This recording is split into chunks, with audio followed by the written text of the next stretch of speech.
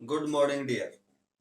आज का हमारा सेशन कॉम्प्लेक्स नंबर के लिए रहेगा। कॉम्प्लेक्स नंबर में अभी तक हमने पीछे जो किया है, क्या सीखा है? Modulus of complex number, multiplicative inverse of complex number, additive inverse of complex number, addition, subtraction, multiplication and division of complex number सीखा है। और उसको किस फॉर्म में हमने कन्वर्ट किया है? सभी को a प्लस बी आयोटा की फॉर्म में कन्वर्ट किया है, जहां a और b हमारे रियल नंबर होते हैं। आज हम देखेंगे रांस्ट प्लेन, या हम कह सकते हैं geometrical representation of a complex number. जैसे हम जानते हैं कि ऑर्डर्ड पेयर के बारे में तो हम जानते हैं ना। जैसे आप किसी भी ऑर्डर्ड पेयर को इस प्रकार लिखते हो, और इसे हम प्लेन में किस प्रकार रिप्रेजेंट करते हैं? इन पॉइंट्स को हम प्लेन में इस प्रकार रिप्रेजेंट कर सकते हैं कि जैसे ये आपका डिस्टेंस a है और ये डिस्टेंस b है, तो आपका ये पॉइंट जो है a भी यहां होगा। इस प्रकार हम इस पॉइंट को रिप्रेजेंट करते हैं। मान लिया ये पॉइंट p है। तो कोई भी हमारी कॉम्प्लेक्स नंबर है, जैसे कोई भी आपकी कॉम्प्लेक्स नंबर है z, जिसको आप a प्लस बी आयोटा लिखते हो, तो उस कॉम्प्लेक्स नंबर को भी आप a b लिख सकते हो। हम लिखते हैं ना कॉम्प्लेक्स नंबर को, तो आप कह सकते हैं ये किसी भी कॉम्प्लेक्स नंबर का रिप्रेजेंटेशन है। कौन सी फॉर्म में? अरांस्ड प्लेन में। ज्योमेट्रिकल रिप्रेजेंटेशन, इसको आप a प्लस बी आयोटा लिख सकते हो। अब जैसे कोई भी आपके जैसे 2 और 3 है, आपका 2 और 3, जैसे यहां हम कह दें कि x2 है, यहाँ y3 है, तो ये जो पॉइंट होगा आपका, ये जो पॉइंट है ये आपका 2 और 3 होगा। और इसको यदि हम कॉम्प्लेक्स नंबर में लिखें तो 2 प्लस 3 और इसको लिख सकते हैं। इसी प्रकार हम किसी और कॉम्प्लेक्स नंबर को, जैसे 2 माइनस 3 ओटा कोई कॉम्प्लेक्स नंबर है, तो इसको हम ऐसा लिख सकते हैं 2 माइनस 3। तो किस प्रकार इसको हम रिप्रेजेंट कर सकते हैं? जैसे ये आपका x माइनस 2 है, यहाँ -1 है, और यहाँ आपका y -1 है, -2 है, -3 है, तो ये तो आपका 2 ही रहेगा, और y आपका -3। तो ये जो कॉम्प्लेक्स नंबर है आपकी 2 और -3, आप इस प्रकार लिख सकते हो। और यहाँ आप 2 -3 और इस कॉम्प्लेक्स नंबर को हम क्या कह सकते हैं? लिख सकते हैं। तो अरांस्ड प्लेन है क्या हमारी? अरांस्ड प्लेन हम उसे कहेंगे जो किसी भी कॉम्प्लेक्स प्लेन को क्या कर दे? प्लेन में रिप्रेजेंट कर दे। प्लेन में रिप्रेजेंट कर दे तो ये सारा हमारा क्या रहेगा? अरांस्ड प्लेन रहेगा। उसे हम क्या कहेंगे? अरांस्ड प्लेन कहेंगे। तो इस प्रकार हम किसी भी कॉम्प्लेक्स नंबर को अरांस्ड प्लेन में क्या कर सकते हैं? रिप्रेजेंट कर सकते हैं। अब जैसे हमने सीखा है modulus, modulus of a complex number. Modulus of a complex number क्या होता है?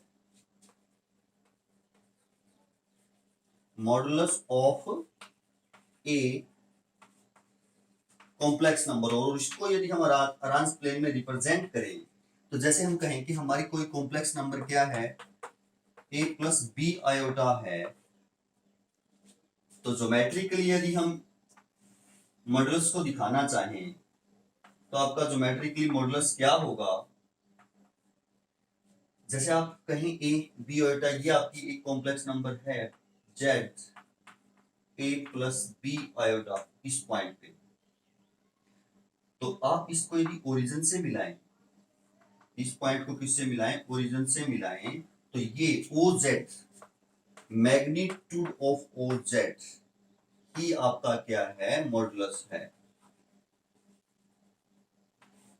मैग्नीट्यूड ऑफ OZ यानी यहां से इस पॉइंट की जो आपकी डिस्टेंस है, ओरिजिन से जो इस पॉइंट का आपका डिस्टेंस है, वही आपका क्या है? मॉडुलस है। इसको हम r से भी रिप्रेजेंट करेंगे आगे। r से भी क्या करेंगे? रिप्रेजेंट, जब इसको हम पोलर फॉर्म में कन्वर्ट करेंगे, तो ये हमारा क्या है? मॉडुलस है। यानी आप कह सकते हो कि किसी भी कॉम्प्लेक्स नंबर का ओरिजिन से जो डिस्टेंस बनता है, वो उसका क्या होगा? मॉडुलस होगा। वैसे भी हम मॉडुलस ऐसे निकालते हैं ना, जैसे modulus of z a square plus b square, यानी रियल पार्ट का स्क्वायर प्लस इमेजिनरी पार्ट का स्क्वायर, ये हमारा मॉडुलस हो जाता है। और यदि आप यहां देखें एक्स एक्सिस पर परपेंडिकुलर यहां से ड्रॉ करें आप, ये मान लिया पॉइंट ए है, तो ये जो बनेगा आपका ओ जेड, ये वाली यही बनेगा ना, इस ट्रायंगल का हाइपोटेनस यही बनेगा। यानी अगर ये पॉइंट ए बी है, अगर ये point a b complex number को ऐसे लिख सकते हैं, यानी एक्स ऑर्डिनेट क्या है, इसका ऑर्डिनेट ए है। ऑर्डिनेट किसी भी पॉइंट का क्या होता है, उसका वाई एक्सिस से डिस्टेंस होता है, उस पॉइंट का वाई एक्सिस से डिस्टेंस होता है। तो वाई एक्सिस ये इसका, ये डिस्टेंस वाई एक्सिस इस पॉइंट का परपेंडिकुलर यहां से ये डिस्टेंस यही रहेगा, तो ये ए डिस्टेंस है, यानी ये। और ऑर्डिनेट ये एब्सिस आती है आपकी, और ऑर्डिनेट किसी भी पॉइंट का क्या होता है, यानी y का मान x एक्सिस से डिस्टेंस होता है। जैसे इस पॉइंट का x एक्सिस से डिस्टेंस ये है, अगर यहां देखें तो ये होगा, इसके पैरेलल यदि यहां देखें तो ये होगा, और ये कितना है आपका b है, तो आप कह सकते हैं कि ये b है। और पाइथागोरस थ्योरम से अगर आप निकालें तो अब ये रूट ए स्क्वायर प्लस क्या ही आएगा, बी स्क्वायर। तो आप कह सकते हैं कि ज्योमेट्रिकली जो मॉडुलस है वो आपका क्या है, ओरिजिन से उस कॉम्प्लेक्स नंबर का डिस्टेंस है।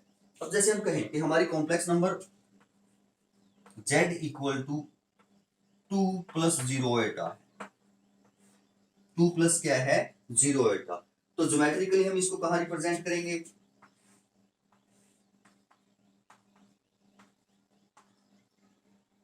प्योरली रियल है, ये प्योरली रियल है, यानी इसको आप ऐसा लिख सकते हो 2 और 0, यानी ये पॉइंट बनेगा आपका 2 और 0। तो ये पॉइंट जैसे यहां होगा 1 2, ये पॉइंट होगा आपका 2 और 0, और इस कॉम्प्लेक्स नंबर को ही हम 2 प्लस 0 एटा लिख सकते हैं।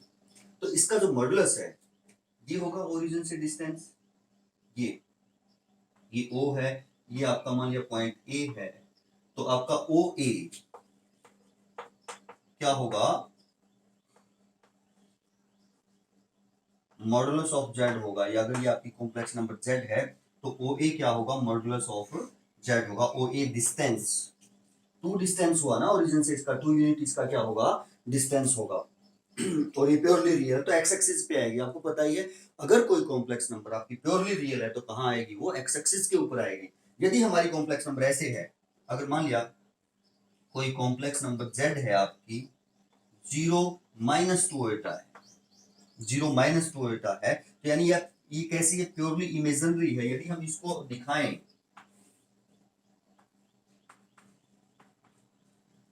ज्योमेट्रिकली, यदि हम इसको दिखाएं अरांस्ड प्लेन में, यदि इसको दिखाएं, अरांस्ड प्लेन क्या है आपकी, जो किसी भी कॉम्प्लेक्स प्लेन को या अरांस्ड प्लेन को आपकी प्लेन में रिप्रेजेंट करते, कार्टेशियन प्लेन में क्या करते, रिप्रेजेंट करते हैं, उसी को कहेंगे ना। तो देखिए आप इसको, आप इस कॉम्प्लेक्स नंबर को आप ऑर्डर्ड पेयर में ऐसे लिख सकते हैं कि ये आपकी कॉम्प्लेक्स नंबर होगी, यानी यहाँ x कोऑर्डिनेट 0 है, y कोऑर्डिनेट -2 है, तो आप y एक्सिस के ऊपर होगा ये पॉइंट, कौन सी एक्सिस के ऊपर होगा, y, और कौन सी डायरेक्शन में, नीचे होगा, क्योंकि ये -1 है, ये -2 पॉइंट होगा, तो यही होगी आपकी कॉम्प्लेक्स नंबर। ये क्या होगी, 0 -2 आयोटा, या आप इसको 0 -2 भी क्या है लिख सकते हैं, 0 -2। तो ये जो ओरिजिन से ये o है, ये ओरिजिन से जो इसका ये डिस्टेंस है, ओरिजिन से इसका जो डिस्टेंस है, इस पॉइंट को जैसे आपने a मान लिया, तो ये ओ ए आपका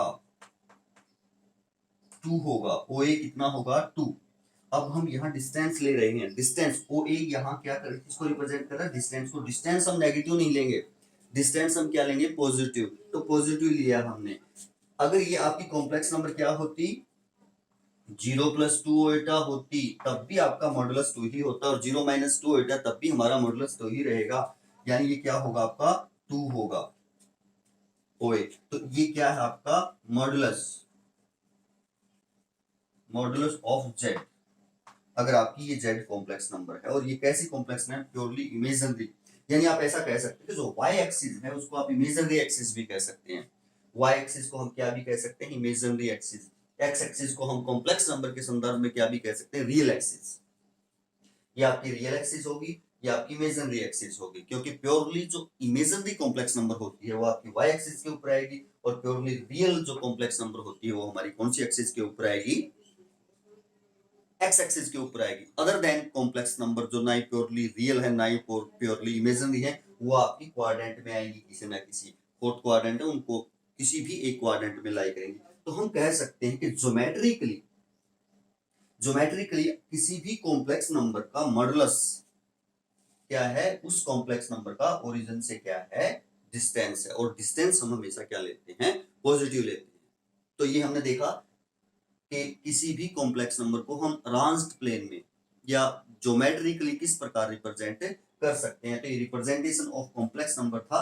आगे हम देखते हैं क्या रहेगा, negative of a complex number. हम किसी भी कॉम्प्लेक्स नंबर के नेगेटिव को किस प्रकार रिप्रेजेंट करेंगे ज्योमेट्रिकली। मान लिया कि कोई भी जेड आपकी कॉम्प्लेक्स नंबर है a प्लस बी ओटा, तो हम इसको इस प्रकार रिप्रेजेंट कर सकते हैं ज्योमेट्रिकली। आप इस कॉम्प्लेक्स नंबर को कैसे रिप्रेजेंट कर सकते हो, आप इसको ऐसा लिख सकते हो a और b, यानी आपका एब्सिसा a है, ऑर्डिनेट b है। अगर हम कहें कि ये डिस्टेंस आपका a है, अगर हम कहें कि ये डिस्टेंस आपका b है, तो ये जो कॉम्प्लेक्स नंबर है आपकी क्या होगी, a और b होगी। अगर ये पॉजिटिव है तो आप इसको ऐसा लिख सकते हो, ये a प्लस बी ओटा आपकी कॉम्प्लेक्स नंबर है। अब negative of a complex number इसका देखें, यदि हम नेगेटिव ऑफ जेड इस माइनस जेड होगा, और माइनस जेड को हम लिख सकते हैं माइनस ए माइनस बी ओटा, ऐसा लिख सकते हैं ना। यानी आप इसको ऐसा लिख सकते हो माइनस ए माइनस बी। यानी ऐसा हुआ कि आपके दोनों के साइन चेंज हो गए, पॉजिटिव थे तो दोनों नेगेटिव हो गए। अगर एक नेगेटिव एक पॉजिटिव है तो फिर आपके दोनों इसी प्रकार वो चेंज हो जाएंगे।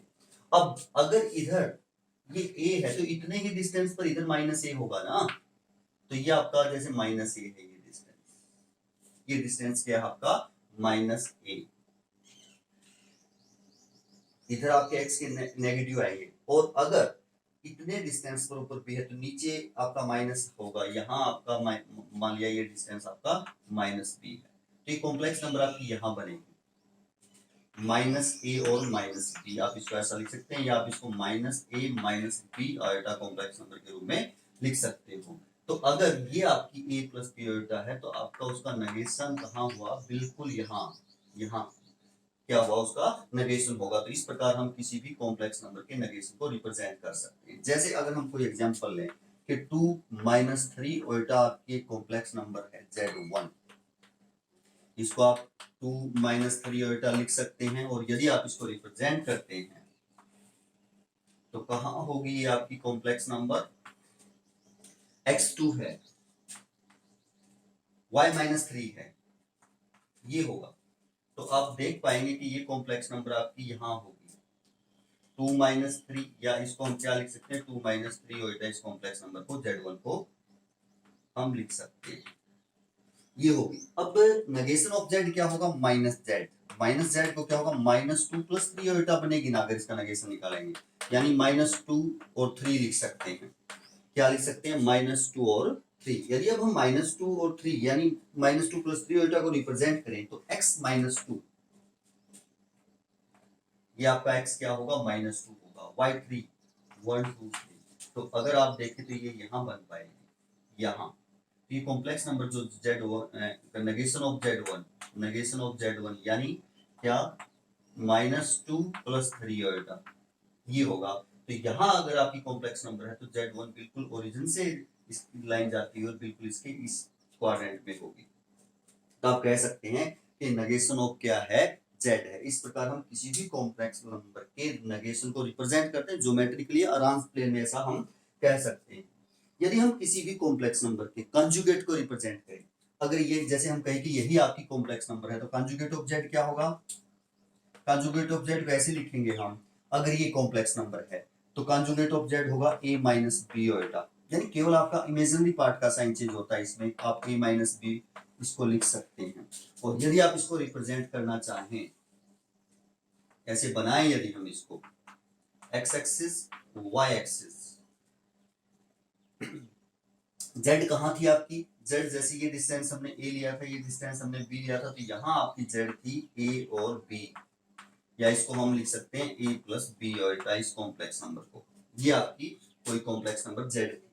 अब इसका कंजुगेट ये होगा a माइनस बी, यानी a माइनस बी ओटा, केवल इमेजिनरी पार्ट का साइन चेंज होता है ना, इसको रिप्रेजेंट करिए। यानी a तो आपका जो x एक्सिस वाला कोऑर्डिनेट, यानी जो आपका एब्सिसा है वो तो सेम रहेगा, वो उसका साइन चेंज नहीं होगा, तो वो तो यही रहेगा इतने ही डिस्टेंस पर। बट जो आपका क्या है इमेजिनरी पार्ट है, या आप कह सकते हैं इमेजिनरी एक्सिस है, या आप कह सकते हैं ऑर्डिनेट है, वो क्या है चेंज हो जाएगा साइन। अगर वो ऊपर प्लस का था तो नीचे इतने डिस्टेंस पर माइनस का हो जाएगा ना, ये बन जाएगा। यानी इसको आप a माइनस बी लिख सकते हैं, या इसी को आप a माइनस बी आयोटा लिख सकते हैं। इसी को हम क्या लिख सकते हैं, a माइनस बी आयोटा।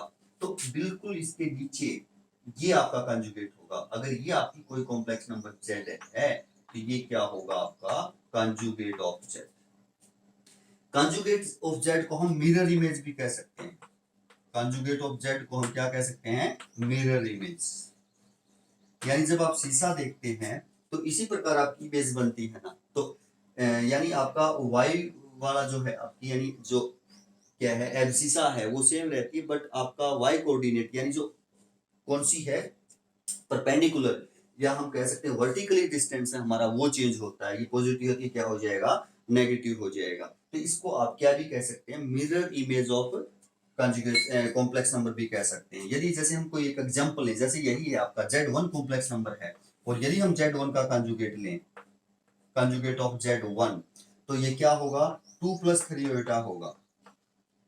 इसको आप क्या लिख सकते हो 2 और 3, इस प्रकार भी इस कॉम्प्लेक्स नंबर को रिप्रेजेंट कर सकते हो। यदि हम इस प्रकार इस कॉम्प्लेक्स नंबर को रांस प्लेन में या ज्योमेट्रिकली या कार्टेशियन प्लेन में रिप्रेजेंट करें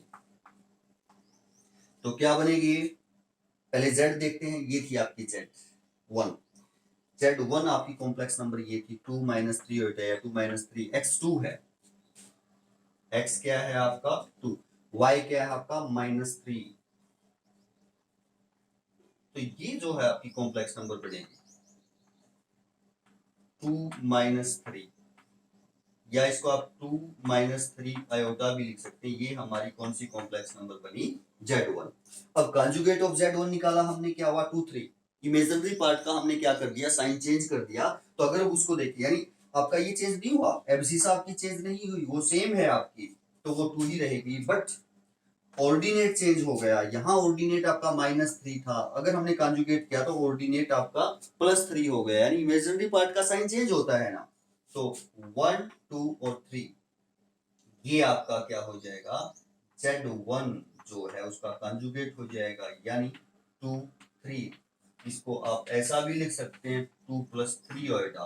तो यहाँ आपकी z1 की कोई कॉम्प्लेक्स नंबर और यहाँ उसका कंजुगेट रिप्रेजेंट करता है, तो इस कॉम्प्लेक्स नंबर की ये क्या है, मिरर इमेज ही है। तो आप क्या कह सकते हैं, मिरर इमेज। इस प्रकार हमारा किसको रिप्रेजेंट कर सकते हैं, हम किसी भी कॉम्प्लेक्स नंबर के कंजुगेट को रिप्रेजेंट कर सकते हैं। और इस प्रकार हम कह सकते हैं कि किसी भी कॉम्प्लेक्स नंबर का कंजुगेट ज्योमेट्रिकली किसको रिप्रेजेंट करता है, उसकी मिरर इमेज को रिप्रेजेंट करता है। तो आगे हम देखते हैं पोलर रिप्रेजेंटेशन। किसी भी कॉम्प्लेक्स नंबर का पोलर रिप्रेजेंटेशन कैसा होगा वो देखते हैं, करेंगे। किसी भी कॉम्प्लेक्स नंबर के पोलर रिप्रेजेंटेशन के बारे में पढ़ते हैं। जैसे मान लेते हैं z है आपकी कोई भी complex number a + b iota, z आपकी कोई भी कॉम्प्लेक्स नंबर है a + b आयोटा, और यदि आप इसको ऐसे रिप्रेजेंट करते हैं रांस प्लेन में, कार्टेशियन प्लेन में ज्योमेट्रिकली रिप्रेजेंट करते हैं, तो मान लिया कि यहाँ आपकी z है a + b आयोटा, एक कॉम्प्लेक्स नंबर है, या आप इसको a b भी लिख सकते हैं ना। तो अगर हम इसको मिलाएं ऐसे, ये आपका ओरिजिन है, ये आपकी कॉम्प्लेक्स नंबर क्या है z। मान लिया कि ये जो कॉम्प्लेक्स नंबर है जो मिलाया है हमने ये पोर्शन, ये एक्स एक्सिस के साथ पॉजिटिव डायरेक्शन में कितने डिग्री का एंगल बनाती है, थीटा डिग्री का एंगल बनाती है। पॉजिटिव डायरेक्शन में एक्स एक्सिस के साथ हमने मान लिया कितना डिग्री का एंगल बनाती है, थीटा। और इसको जो ओ जेड है, इस लेंथ को हमने आर मान लिया, इस मैग्नीट्यूड को जो ओरिजिन से आपकी कॉम्प्लेक्स नंबर है उसकी दूरी है, उसका डिस्टेंस है, उसको हमने क्या मान लिया, आर। यानी मॉडुलस ऑफ जेड को यहां हमने आर मान लिया। और जो आपकी कॉम्प्लेक्स नंबर एक्स एक्सिस के साथ पॉजिटिव डायरेक्शन में जो भी एंगल बनाती है उसको हमने क्या मान लिया, थीटा मान लिया। उसको हमने क्या मान लिया, थीटा मान लिया। देन हम ऐसा कह सकते हैं कि आर थीटा इस कॉम्प्लेक्स नंबर का पोलर रिप्रेजेंटेशन होगा। क्या होगा, पोलर रिप्रेजेंटेशन होगा आर थीटा। जहां हम ओरिजिन को पोलर कह सकते हैं, ओरिजिन को क्या कह सकते हैं, पोलर कह सकते हैं, और एक्स एक्सिस को इनिशियल लाइन कह सकते हैं। एक्स एक्सिस हमारी क्या होगी, इनिशियल लाइन, और ओरिजिन जहां हमारा क्या होगा, पोलर होगा, जिसको आप क्या कह सकते हो, पोलर। तो आर थीटा इसकी पोलर फॉर्म होगी। आर आर क्या है आपका, modulus of complex number. R है हमारा मॉडुलस ऑफ कॉम्प्लेक्स नंबर। और जो थीटा है, थीटा को हम क्या भी कह सकते हैं, आर्ग्यूमेंट ऑफ जेड, या क्या भी कह सकते हैं, एम्पलीट्यूड ऑफ जेड। थीटा को हम क्या भी कह सकते हैं, आर्ग्यूमेंट ऑफ जेड या एम्पलीट्यूड ऑफ जेड। आप इसे नाम दे सकते हैं, थीटा को ये नाम हम दे सकते हैं। तो इस प्रकार हमें रिप्रेजेंट करना होता है। तो ये आपकी क्या होगी, पोलर रिप्रेजेंटेशन होगी। यदि अब इसको थोड़ा सा आगे बढ़ाएं तो हम ऐसा कर सकते हैं, एक्स एक्सिस के ऊपर परपेंडिकुलर यदि हम ड्रॉ करें और मान लिया ये पॉइंट आपका ए है, तो ये आपकी राइट एंगल ट्रायंगल होगी।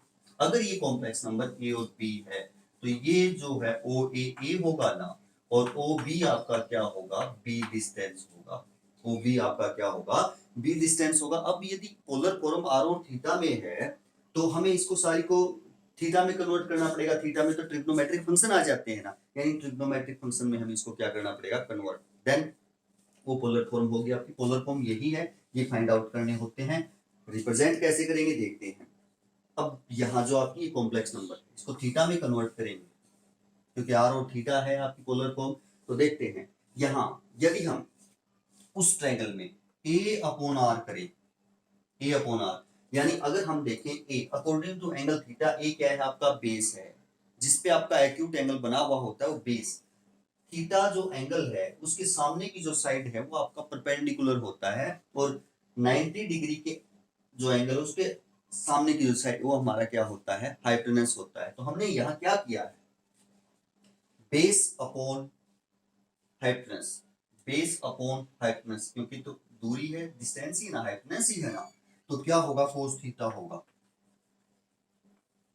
क्या होगा, कोस थीटा। और यहां हम ए की जो वैल्यू है वो क्या लिख सकते हैं, आर कोस थीटा लिख सकते हैं। क्या लिख सकते हैं, क्रॉस मल्टीप्लाई करेंगे तो आर कोस थीटा लिख सकते हैं। और इसी प्रकार यदि वहां हम बी अपॉन आर करें तो हमने किया परपेंडिकुलर अपॉन हाइपोटेनस, तो साइन थीटा होगा, क्योंकि आपका एंगल वो थीटा है, तो साइन थीटा होगा। और यदि यहां से आप बी की वैल्यू फाइंड आउट करें तो आर साइन थीटा होगी। क्या होगी, आर साइन थीटा। और यदि अब हम ए और बी की वैल्यू यहां रखें तो हमारी कॉम्प्लेक्स नंबर जेड क्या बनेगी, आर कोस थीटा, ए की जगह प्लस आयोटा, और बी की जगह हम क्या लिखेंगे, आर साइन थीटा। यहां से आर कॉमन भी ले सकते हैं आप, क्योंकि इसमें भी है इसमें भी है, तो ये बनेगी कोस theta plus iota sine theta. तो आप कह सकते हैं ये आपका किसी भी कॉम्प्लेक्स नंबर का पोलर रिप्रेजेंटेशन है। इस प्रकार हमें कन्वर्ट करना होता है, तभी तो हम आर और थीटा की वैल्यू फाइंड आउट कर पाएंगे ना। तो ये हम कह सकते हैं आपका क्या है, पोलर रिप्रेजेंटेशन है, ऐसे लिखते हैं। और उस कॉम्प्लेक्स नंबर को हम ऐसे लिख सकते हैं, पोलर फॉर्म में। ये हमारी कौन सी फॉर्म हो जाएगी, polar form of a complex number हो जाएगी, r into cos theta plus iota sine theta. Polar form में यदि हम किसी भी कॉम्प्लेक्स नंबर को कन्वर्ट करते हैं तो आयोटा हमेशा किसके साथ आना चाहिए, साइन के साथ आना चाहिए, तभी वो पोलर फॉर्म मानी जाएगी। आयोटा हमेशा किसके साथ आना चाहिए, साइन के साथ। कोस आपका रियल पार्ट है, आर कोस थीटा, क्योंकि आर कॉमन ले चुके हैं ना। यदि यहां हम देखें कि रियल पार्ट क्या है, रियल पार्ट, और रियल पार्ट को हम लिख सकते हैं real part of Z R cos theta है, और imaginary part of Z, Z ही है ना हमारी complex number, R sine theta. Imaginary part of Z देखें तो क्या है, आर साइन थीटा है। तो हम कह सकते हैं कि ये हमारी किसी भी कॉम्प्लेक्स नंबर की कौन सी फॉर्म है, पोलर फॉर्म है। ये हो गई जी पोलर फॉर्म। अब आपका जो ये एंगल है थीटा, ये आपका फर्स्ट क्वाड्रेंट में भी हो सकता है, ये आपका ऐसे भी हो सकता है कि आपका कोई कॉम्प्लेक्स नंबर यहां हो, जैसे 2-3 है आपकी कोई कॉम्प्लेक्स नंबर, उसको 2-3 ओएटा आप लिख सकते हैं। तो अगर हम ओरिजिन से इसको मिलाएं तो एंगल ये बनेगा पॉजिटिव डायरेक्शन में। तो ये एंगल आपका कौन से क्वाड्रेंट में आएगा? जो एंगल थीटा है वो आपका सेकंड क्वाड्रेंट में आएगा। कौन से क्वाड्रेंट में आएगा? सेकंड क्वाड्रेंट में आएगा। तो ये आपकी अगर कॉम्प्लेक्स नंबर है इस प्रकार से। और हमारी कॉम्प्लेक्स नंबर कौन से क्वाड्रेंट में भी हो सकती है? थर्ड क्वाड्रेंट में भी हो सकती है। तो आपका एंगल कौन से, मॉडुलस सेम रहेगा। मॉडुलस अगर जैसे यही है, आप मान लिया यहाँ ये 2 और 3 उल्टा होती, 2 + 3 उल्टा, मॉडुलस तो इसका सेम है। एक ही कॉम्प्लेक्स नंबर के एग्जांपल ले रहे हैं हम, जैसे मान लिया 2 + 3 उल्टा है, तो इसको आप क्या लिख सकते हो? 2 और 3, ऐसा हम इसको लिख सकते हैं। अब जैसे हमने केवल क्या किया? 2 और -3, सॉरी ये क्या होगा आपका? -2 और 3, या तो x नेगेटिव है ना, y तो आपका क्या है? पॉजिटिव है। 2 और -2 और 3 ये होगा। या यही मान लिया आपकी कॉम्प्लेक्स नंबर ये है क्या? -2 -3 होएगा, तो ये यहाँ होगी। जैसे ये -2 है, ये -3, तो यहाँ आ जाएगी। तो आप ये अगर ओरिजिन से मिलाएं तो ये बनेगी -2 -3 आपकी जेड है। तो आपका जो एंगल है एक्स एक्सिस के साथ पॉजिटिव डायरेक्शन में ये बनेगा, जितने भी डिग्री बनेगा ये बनेगा। और ये कौन से क्वाड्रेंट में एंगल आएगा? थर्ड क्वाड्रेंट में, यानी कि उस कॉम्प्लेक्स नंबर का थर्ड क्वाड्रेंट में। मॉडुलस उसी, अगर ये कॉम्प्लेक्स नंबर सेम है, सिर्फ आपका साइन चेंज हुए हैं, अगर इसमें आती है तो मॉडुलस तो वही रहेगा। और यदि आप की कॉम्प्लेक्स नंबर इस प्रकार है, जैसे 2 और -3 यहाँ होगी, जैसे 2 और -3 है, या आप इसको 2 -3 ओल्टा भी लिख सकते हैं। ओरिजिन से इसको मिलाएं तो ये कॉम्प्लेक्स नंबर पड़ेगी, और पॉजिटिव डायरेक्शन में एक्स एक्सिस के साथ कितने डिग्री का एंगल होगा इस कॉम्प्लेक्स नंबर का? पॉजिटिव डायरेक्शन में। तो कौन से क्वाड्रेंट में आया आपका एंगल? फोर्थ क्वाड्रेंट में आया। तो यानी हमारा जो एंगल है वो कौन से भी क्वाड्रेंट में हो सकता है, यानी आपकी कॉम्प्लेक्स नंबर कौन से भी क्वाड्रेंट में हो सकती है, तो उसी क्वाड्रेंट का आपका क्या आएगा? एंगल। ये होती है पॉजिटिव डायरेक्शन में। आपकी कोई कॉम्प्लेक्स नंबर यदि हम नेगेटिव डायरेक्शन में भी एंगल को मेंशन कर सकते हैं, नेगेटिव डायरेक्शन में भी हम एंगल को क्या कर सकते हैं? मेंशन कर सकते हैं। तो ये हमें ट्रिग्नोमेट्री से पता चलेगा, एक एंगल को दूसरे एंगल में कन्वर्ट करना, उसके लिए हमें ट्रिग्नोमेट्री अच्छे से आनी चाहिए। अलाइड एंगल से हम एक एंगल को दूसरे एंगल में कन्वर्ट कर सकते हैं ना, जिससे वैल्यू भी हमारी क्या ना हो? चेंज ना हो। तो इस प्रकार हम किसी भी कॉम्प्लेक्स नंबर को पोलर फॉर्म में क्या कर सकते हैं? रिप्रेजेंट कर सकते हैं। आगे देखते हैं क्या रहेगा। अब हम देखते हैं एग्जाम्पल नंबर 7। एग्जाम्पल नंबर 7 क्या कहता है कि रिप्रेजेंट द कॉम्प्लेक्स नंबर 1 + 3 ओल्टा। ये कार्टेशियन फॉर्म में है, इन पोलर फॉर्म। कौन सी फॉर्म में कन्वर्ट करना है? पोलर फॉर्म में कन्वर्ट करना है। अभी सीखा है हमने कि पोलर फॉर्म क्या होती है, यानी हमें आर मॉडुलस चाहिए और थीटा चाहिए, एम्पलीट्यूड या आर्गुमेंट हम कह सकते हैं। तो पोलर फॉर्म होती क्या है? हम लिखें polar form of z is, अगर ये जेड है तो ये होगी r cos theta plus iota sine theta. ये अगर कॉम्प्लेक्स नंबर थी आपकी तो ये पोलर फॉर्म होगी। यानी हमें ये देखना है कि अगर ये कॉम्प्लेक्स नंबर कहीं प्लेन में है, जैसे ये 1 है, ये √3 है, ये है आपकी जैसे कॉम्प्लेक्स नंबर 1 + √3 ओएटा, या आप इसको लिख सकते हैं 1√3। ये आपकी कॉम्प्लेक्स नंबर है। तो ये आपकी ओरिजिन से ऐसे अगर हम मिलाएं इसको और ये मान लिया पॉइंट ए है, कॉम्प्लेक्स नंबर आपकी ये जेड है, तो आर ओरिजिन से इसका डिस्टेंस होगा, यानी मॉडुलस होगा। और ये थीटा फाइंड आउट करना पड़ेगा कि ये एक्स एक्सिस के साथ पॉजिटिव डायरेक्शन में कितने डिग्री का एंगल बनाती है। रियल पार्ट भी आपका पॉजिटिव है, इमेजिनरी पार्ट भी आपका पॉजिटिव है। इसका मतलब फर्स्ट क्वाड्रेंट में तो है ही, फर्स्ट क्वाड्रेंट में तो आपका एंगल एक्यूट ही बनेगा, एक्यूट फर्स्ट क्वाड्रेंट का ही एंगल बनेगा, ऐसा हम देख सकते हैं। वो आप सीधा कार्टेशियन फॉर्म से भी आइडिया लगा सकते हैं कि अगर रियल पार्ट भी पॉजिटिव है, इमेजिनरी पार्ट भी पॉजिटिव है, तो आपका एंगल फर्स्ट क्वाड्रेंट का ही आएगा। यदि आपका रियल पार्ट कॉम्प्लेक्स नंबर का नेगेटिव है और इमेजिनरी पार्ट पॉजिटिव है, तो आपका एंगल सेकंड क्वाड्रेंट का आएगा।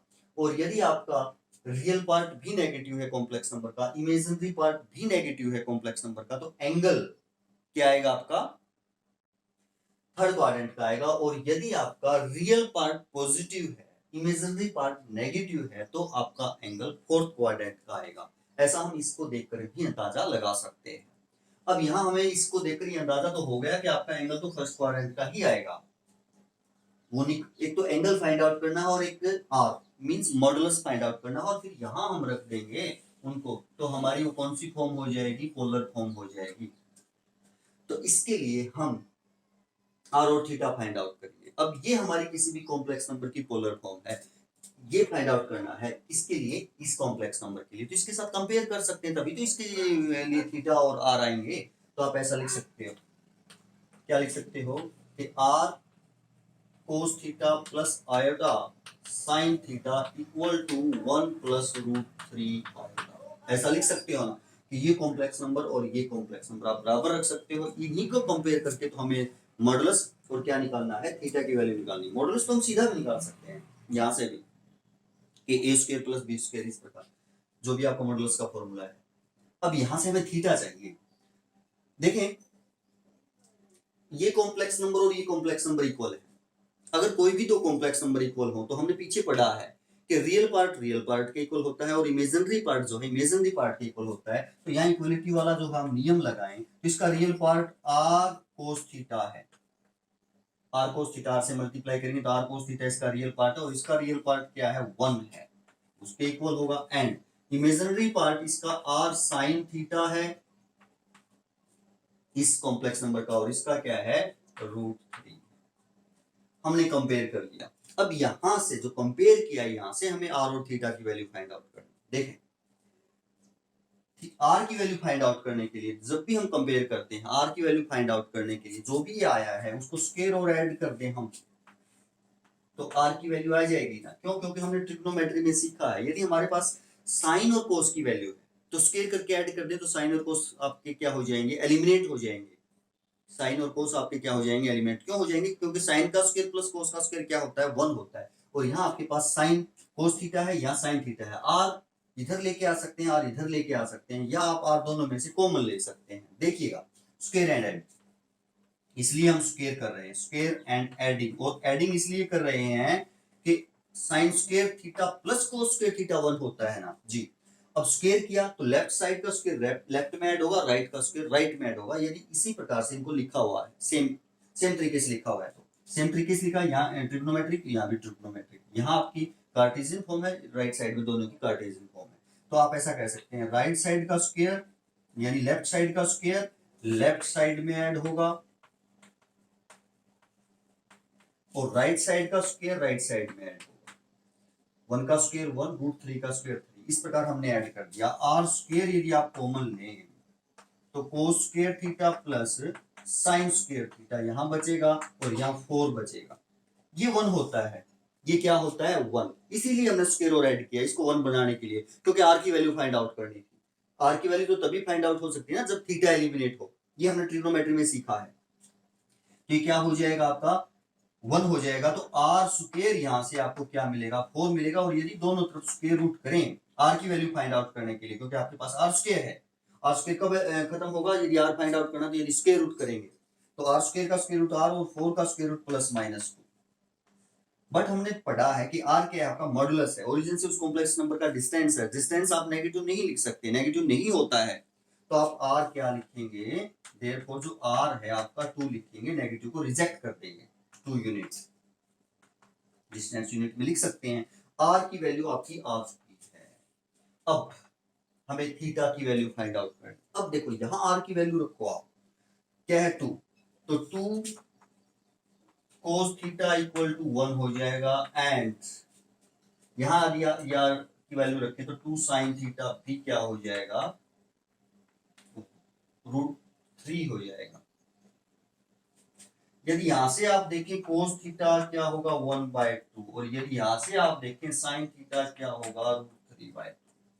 अब देखिएगा आप एंगल यहां से भी फाइंड आउट कर सकते हैं, एंगल यहां से भी फाइंड आउट कर सकते हैं, दोनों जगह से ही हम एंगल फाइंड आउट कर, या हम इसको इससे डिवाइड करके भी एंगल फाइंड आउट कर सकते हैं। टेंजेंट बन जाएगा, टेंजेंट कुछ इक्वल आएगा तो वहां से भी एंगल फाइंड आउट कर सकते हैं। इस प्रकार हम एंगल फाइंड आउट कर सकते हैं। देखिएगा ट्रिग्नोमेट्री में हमने किया है, cos थीटा 1/2 है और हमें थीटा फाइंड आउट करना है, तो हम ऐसा करते हैं cos थीटा इक्वल टू 1/2 की वैल्यू रखेंगे हम ट्रिग्नोमेट्रिक फंक्शन में, और उसी में रखेंगे इधर जो है लेफ्ट साइड में का cos है इधर, तो cos में ही रखेंगे। और cos 60 आपको पता है, cos 60 की वैल्यू जो है वो 1/2 होती है। cos से cos कैंसिल हो जाएगा और यदि आप देखें तो थीटा यहाँ क्या आ जाएगा, π/3 आ जाएगा। अगर यहाँ से भी फाइंड आउट करें तो यही होगा, यहाँ से भी फाइंड आउट करें तो यदि आप sin थीटा देखें √3/2, sin थीटा की वैल्यू √3/2 है, तो sin में क्या लिख सकते हैं एंगल को, आपके एंगल कितना था sin में 60, sin 60 की वैल्यू तो √3/2 होती है, sin 30 1/2 होता है। sin से sin कट जाएगा और आपका एंगल क्या आ जाएगा, π/3 आ जाएगा 60। sin 60 की वैल्यू √3/2 होती है ना, तो इस प्रकार यहाँ भी एंगल π/क्या आ जाएगा 3। या आप इसको ऐसे भी कर सकते हैं कि इसको इससे डिवाइड करो, तो 2 sin theta upon 2 cos theta, और इधर √3/1 हो जाएगा। 2 से 2 कट जाएगा, टेंजेंट थीटा इक्वल टू क्या आ जाएगा, √3। अब tan थीटा √3 के इक्वल कब होता है, जब थीटा की वैल्यू 60 होती है। tan 60 की वैल्यू √3 होती है, tan से tan कैंसिल हो जाएगा और आप कह पाएंगे π/3।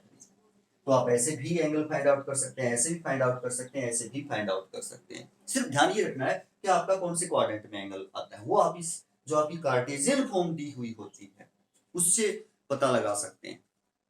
दोनों पॉजिटिव तो फर्स्ट में होगा, इस प्रकार आप पता लगा सकते हैं। तो ये हमने इसको अब पोलर फॉर्म में यदि कन्वर्ट करना है तो ये आपकी कौन सी बनेगी, पोलर फॉर्म बनेगी। तो z को आप पोलर फॉर्म में ऐसे लिख सकते हैं, r क्या है आपका 2 into cos π/3 plus iota sine π/3, ये इसकी पोलर फॉर्म हो गई।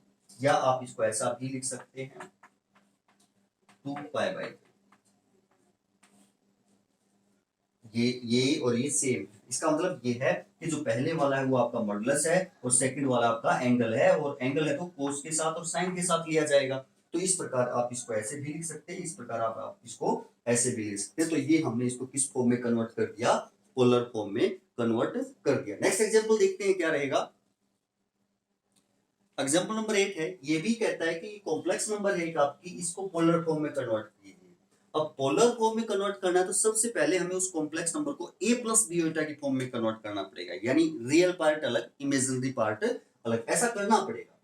क्योंकि a और b उसी को तो हम r cos theta plus r sin theta मानेंगे ना, आयोटा r sin थीटा। तो पहले हमें इसको सिंप्लीफाई करना पड़ेगा। आपकी कॉम्प्लेक्स नंबर z है -16 अपॉन 1 प्लस √3 आयोटा है। रैशनलाइज करें, यानी आप नीचे से खत्म करें, क्योंकि रियल पार्ट अलग और इमेजिनरी पार्ट अलग करने के लिए नीचे से आयोटा खत्म करना पड़ेगा। तो साइन चेंज करके आपको मल्टीप्लाई भी करना पड़ेगा और इसी से क्या भी करना पड़ेगा, डिवाइड भी करना पड़ेगा। नीचे वाला साइन चेंज करके ऊपर आपका क्या होगा, -16 और 1 माइनस √3 आयोटा की मल्टीप्लाई, नीचे आपका फॉर्मूला अप्लाई हो जाएगा a plus b a minus b, यानी a स्क्वायर माइनस √3 आयोटा सारे का स्क्वायर।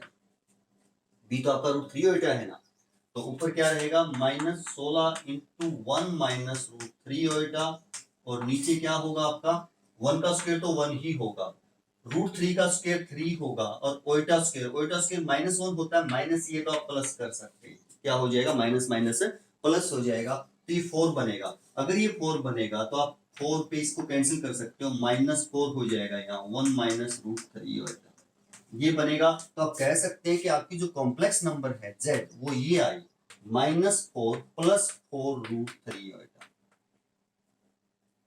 ये आई। हमने इसको रियल पार्ट अलग कर दिया, इमेजिनरी पार्ट अलग कर दिया। अब हम इसको पोलर फॉर्म में कन्वर्ट कर सकते हैं। अब यदि यहां से ही हम ध्यान दे सकते हैं कि जो आपका एंगल है पोलर फॉर्म में कन्वर्ट करने के लिए r मॉडुलस और थीटा एंगल कि वो x एक्सिस के साथ पॉजिटिव डायरेक्शन में कितने डिग्री का एंगल बनाती है हमारी कॉम्प्लेक्स नंबर। अगर ये देखें तो रियल पार्ट नेगेटिव है, इमेजिनरी पार्ट पॉजिटिव है, यानी x कोऑर्डिनेट यानी एब्सिसा नेगेटिव है। एब्सिसा नेगेटिव कौन से क्वाड्रेंट में होती है, सेकंड और फोर्थ में होती है। एब्सिसा नेगेटिव सेकंड में भी होती है और फोर्थ में भी होती है, बट ऑर्डिनेट पॉजिटिव है, तो ऑर्डिनेट पॉजिटिव फर्स्ट और सेकंड में होता है। तो आपका ये नेगेटिव और ये पॉजिटिव सेकंड क्वाड्रेंट में होंगे। कौन से क्वाड्रेंट में होंगे? सेकंड। इसका मतलब हमें एंगल सेकंड क्वाड्रेंट का ही फाइंड आउट करना। अगर आप यहां देखें तो -4, जैसे मान लिया ये -4 है और ये 4√3 है, तो ये आपकी कॉम्प्लेक्स नंबर बनेगी। ओरिजिन से अगर इसको मिलाएं तो ये आपकी यहाँ बनेगी z, और ये आपका एंगल होगा इतना। तो एंगल आपका कौन से क्वाड्रेंट का होगा? सेकंड क्वाड्रेंट का। ये कॉम्प्लेक्स नंबर है आपकी -4 प्लस 4√3 आयोटा। ये हमारी क्या है? कॉम्प्लेक्स नंबर है। इस प्रकार तो आपका एंगल कौन से क्वाड्रेंट में आएगा? सेकंड, यानी हमें एंगल सेकंड क्वाड्रेंट का चाहिए। तो पहले हम इसको पोलर फॉर्म मानते हैं। लेट जो आपकी z है वो हमने मान लिया पोलर फॉर्म में r cos theta plus iota क्या है? साइन थीटा है। ये है, और ये आपकी इसको कन्वर्ट करना है। इसका मतलब ये और ये आपकी क्या है? इक्विवेलेंट है, सेम है। तो हम इन्हीं को कंपेयर करेंगे, क्योंकि इसी को आपने फाइंड आउट करना है।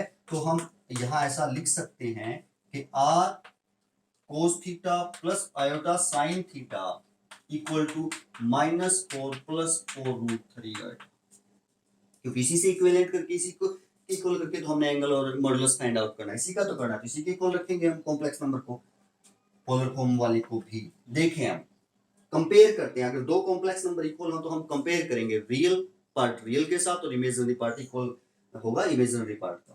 तो r cos थीटा किसके इक्वल होगा? r cos थीटा इसका रियल पार्ट है, इसका रियल पार्ट -4 है, एंड इसका imaginary part r sin theta है, तो इसका इमेजिनरी पार्ट क्या है? 4√3। तो हमने कंपेयर कर दिया। फिर वही कि सबसे पहले हम r की वैल्यू फाइंड आउट करेंगे। r की वैल्यू कैसे फाइंड आउट होगी? स्क्वायर करेंगे दोनों का, first and second, and adding. तो square first and second and adding, ये हमने पहले ही बताया था स्क्वायर क्यों करेंगे और एडिंग क्यों करेंगे। तो राइट साइड का स्क्वायर यानी लेफ्ट है, ये लेफ्ट का स्क्वायर लेफ्ट के स्क्वायर में ऐड होगा, और राइट साइड का स्क्वायर राइट साइड के स्क्वायर में ऐड होगा। ये 48 बनेगा ना, 4 का स्क्वायर 16 और ये 48, और यदि हम इनको ऐड करें तो क्या बनेगा? ये 64 बनेगा। यानी आप यहां से r स्क्वायर कॉमन लें तो cos square theta plus sine square theta equal to 64, ये 1 होता है आपका। तो r स्क्वायर क्या हो जाएगा? 64, और r की वैल्यू ±8 होगी, बट नेगेटिव आप रखेंगे नहीं। क्यों? क्योंकि r क्या है? मॉडुलस है, ओरिजिन से उसका डिस्टेंस है, डिस्टेंस को हम पॉजिटिव ही रखेंगे। तो आप कह देंगे कि 8 यूनिट जो है वो क्या होगा? हमारा मॉडुलस होगा r की वैल्यू। अब हमें फाइंड आउट करनी है थीटा की वैल्यू। अब थीटा की वैल्यू फाइंड आउट करने के लिए जो मानने हैं वहां r रखेंगे आप। तो ये 8 यहां रखें, 8 cos थीटा इक्वल टू -4। केवल एक से भी फाइंड आउट कर सकते हैं, यहाँ रखने की आपको जरूरत नहीं है। यहाँ तो ये तो हमें पता ही चल गया कि सेकंड क्वाड्रेंट का एंगल है यहाँ से, या यहाँ भी रखे तो यहाँ से ही पता चल जाएगा। जैसे यहाँ r की वैल्यू, यहाँ cos थीटा की वैल्यू नेगेटिव आएगी, साइन थीटा की वैल्यू पॉजिटिव आएगी। cos theta negative, sine theta positive second quadrant में होते हैं, क्योंकि cos थीटा अगर यहाँ निकालेंगे तो cos थीटा क्या आएगा? -1/2 नेगेटिव है, और यहाँ से भी साइन थीटा निकालेंगे, 8 रखें r की वैल्यू, तो साइन पॉजिटिव आएगा। यानी cos नेगेटिव है, साइन पॉजिटिव है, और वो सेकंड क्वाड्रेंट में होते हैं। यहाँ से अब हम वैल्यू फाइंड आउट करेंगे। cos थीटा -1/2, तो cos थीटा माइनस, तो ऐसे कैसे? 1/2 को हम लिखेंगे कोस में कि कितने डिग्री की वैल्यू होती है, और हमें पता है 60 की वैल्यू होती है। कोस 60 डिग्री, π/3 भी लिख सकते हो आप इसको, हम बाद में रेडियन में ही कन्वर्ट करेंगे, π/3। अब सेकंड क्वाड्रेंट में कन्वर्ट करना है। यदि देखें आपको इस प्रकार के क्वेश्चन सेकंड क्वाड्रेंट में आपको कन्वर्ट करना है, तो आप π-θ लिखेंगे, हमेशा π-θ लिखेंगे सेकंड क्वाड्रेंट में, अगर आपको इसको कन्वर्ट करना है। थर्ड में कन्वर्ट करना है तो π+θ थर्ड में आ जाएगा ना, π+θ आपका कौन सा हो जाएगा? थर्ड क्वाड्रेंट हो जाएगा। अगर फोर्थ क्वाड्रेंट में कन्वर्ट करना है तो आप 360 यानी 2π-θ लिखेंगे, 2π-θ 270 प्लस थीटा नहीं करेंगे क्योंकि वहां फिर आपका साइन है तो कोस में चेंज हो जाएगा, बट हमें तो काटना है तो कोस है तो कोस ही रखेंगे ना। तो जहां वो अलाइड एंगल लगाएंगे जहां साइन साइन में रहे, कोस कोस में रहे, टेन टेन में रहे, इस प्रकार वाला। तो आप इसको अब आगे कोस थीटा, और इसको आप ऐसा लिख सकते हो पाई माइनस ये वाला सेकंड क्वाड्रेंट की वैल्यू होगी 180 में से कोई भी आप एक्यूट एंगल सब्ट्रैक्ट करेंगे तो सेकंड क्वाड्रेंट में आएगा थीटा। थीटा क्या है? Pi by. और वैसे भी अगर हम यहां देखें इसकी वैल्यू क्या होगी? Cos pi minus theta, minus cos theta होगा ना। क्यों? क्योंकि अलाइड एंगल एक्स एक्सिस वाला है, एक्स एक्सिस पाई माइनस या पाई प्लस एक्स एक्सिस का अलाइड एंगल है, चेंज नहीं होते, साइन साइन में रहेगा, कोस कोस में रहेगा, तो कोस कोस में रहेगा। क्वाड्रेंट कौन सा है? पाई माइनस थीटा, सेकंड, सेकंड में कोस नेगेटिव तो माइनस कोस थीटा है, तो ये हमारा क्या ही था? माइनस कोस थीटा ही था, और माइनस कोस थीटा को हमने यहाँ क्या लिख दिया? कोस पाई माइनस पाई बाय 3। अब कोस से कोस हम कैंसिल कर सकते हैं, तो जो थीटा है आपका क्या बचेगा? 3 एलसीएम ले लें, 3 pi minus pi 2 pi by 3, तो हम कह सकते हैं कि जो हमारा एंगल है वो क्या होगा? 2 पाई बाय 3 होगा, दैट मींस 120 डिग्री होगा। अब अगर हम इसकी कौन सी फॉर्म देखें, कार्टेशियन फॉर्म देखें, तो आपकी जो z है ये वाली कॉम्प्लेक्स नंबर है, ये वाली, इसका पोलर फॉर्म कौन सी होगी? r। r क्या है आपका? 8 cos theta 2 pi by 3 plus iota sine theta, sine क्या आपका? और एंगल 2 पाई बाय 3, ऐसा। या इसी को हम ऐसे लिख सकते हैं 8 और 2 पाई बाय 8 और 2 पाई बाय 3, इस प्रकार हम पोलर फॉर्म में इसको क्या कर सकते हैं? रिप्रेजेंट कर सकते हैं। तो हमने आज सीखा किसी भी कॉम्प्लेक्स नंबर को अरांस प्लेन में रिप्रेजेंट करना, या ज्योमेट्रिकली किस प्रकार रिप्रेजेंट करते हैं कॉम्प्लेक्स नंबर को, और पोलर फॉर्म में किस प्रकार कन्वर्ट करते हैं, और वहां से किस प्रकार एंगल फाइंड आउट कर सकते हैं कि कौन से क्वाड्रेंट का एंगल आपको निकालना है। तो आशा है आपको समझ में आया होगा। तो बने रहिए और करते रहिए और आगे बढ़ते रहिए। थैंक यू, धन्यवाद।